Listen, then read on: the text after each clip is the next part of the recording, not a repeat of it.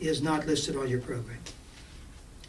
But it is my privilege to introduce Dr. Len Latkowski, Professor of History and International Studies at Hood College, who called to our attention the fact that this is the 60th anniversary of the Norilsk and Vorkuta revolts in the Soviet Gulag.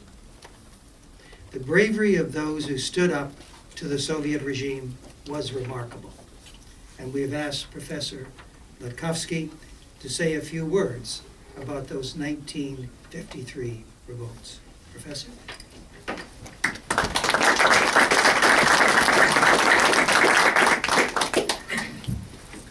Thank you very much, and good afternoon.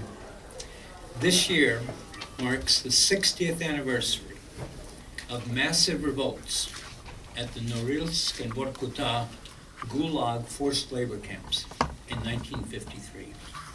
At this very moment, middle of June, 60 years ago, at the 20-plus camps in Vorkuta, 20-plus camps in Norilsk, all of the camps went on strike.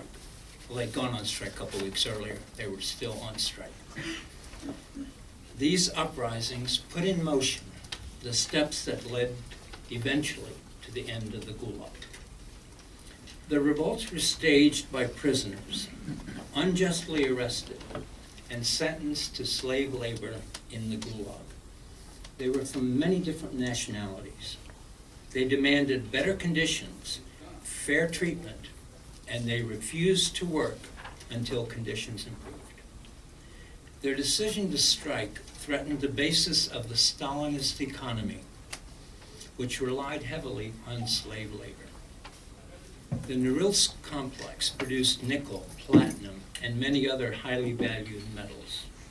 The Vorkuta mines, coal mines, produced 1/12 of the entire coal production of the USSR and the entire supply for Leningrad.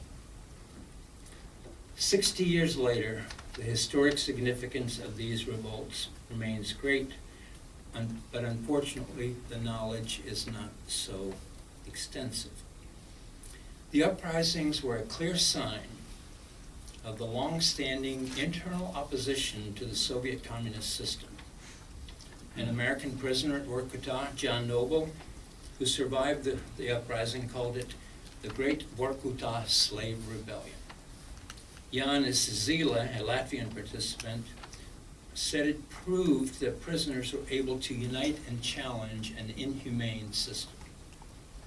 Alexander Solzhenitsyn remarked, the Stalinist camp system, particularly these special regime camps, was nearing a crisis. Now, worker protests, revolts, rebellions had occurred from the very beginning in the 30s, but they were sporadic, they were small scale. This was the first time that an entire complex went on strike. The Soviet leadership had never seen anything like this. The world had never seen anything like this. And this was partly due to the creation of the special regime camps in 1948, an idea that backfired because in these camps, the most active and energetic Ukrainian, Baltic, and other nationals were placed. So in May, and in fact in late 1952 in Karaganda, the beginnings of revolts began. 1,200 prisoners were transferred from there to Norilsk and Vorkuta. In late May, in Norilsk, the revolt began. The camp authorities were stunned. They tried in vain to coax the prisoners back to work. The revolt continued the entire summer. Political prisoners proved their organizational ability, their discipline, their solidarity. They created strike committees. They formed reasonable demands, which were basic human rights.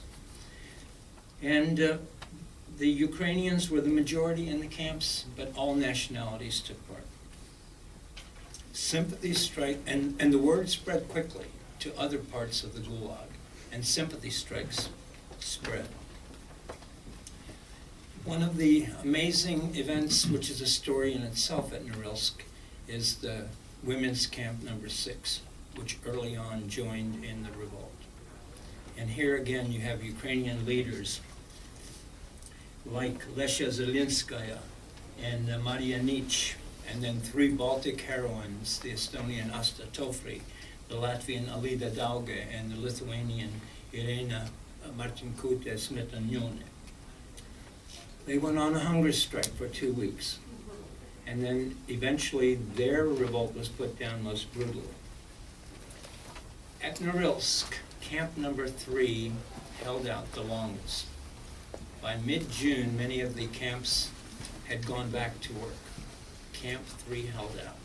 And again, we have heroes like the Russian Boris Shemaev and the Russian Leon Doronin, the Ukrainian Konstantin Koral, and the Latvian Alexander Valjums, and the Lithuanian Jožas Kazlauskas, and many, many more.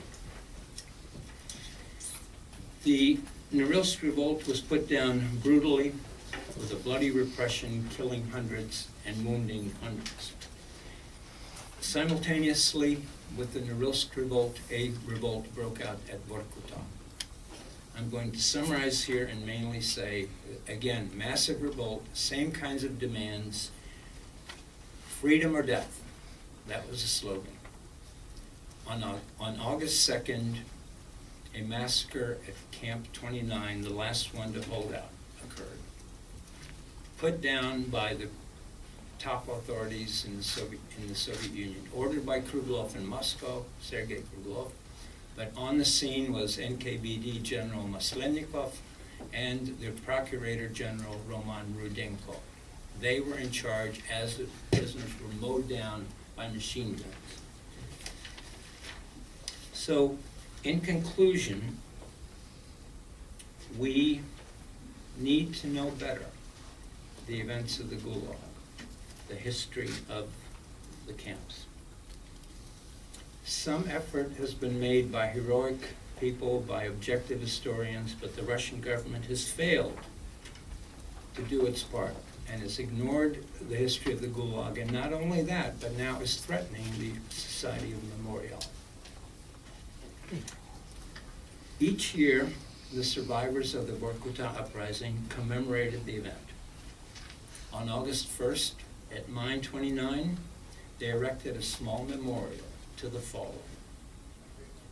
Solzhenitsyn writes, near the slag heap at Pit 29, somebody in Khrushchev's day raised a cross with a tall stem like a telegraph pole on the common grave. Then it was knocked down, and somebody put it up again. Others have told us Vorkuta inmates, whatever their nationality, observed August 1st as their day of mourning. Every year since, Vorkuta people pin a black ribbon to their miner's dress as a sign of undying solidarity and loyalty to their fallen comrades.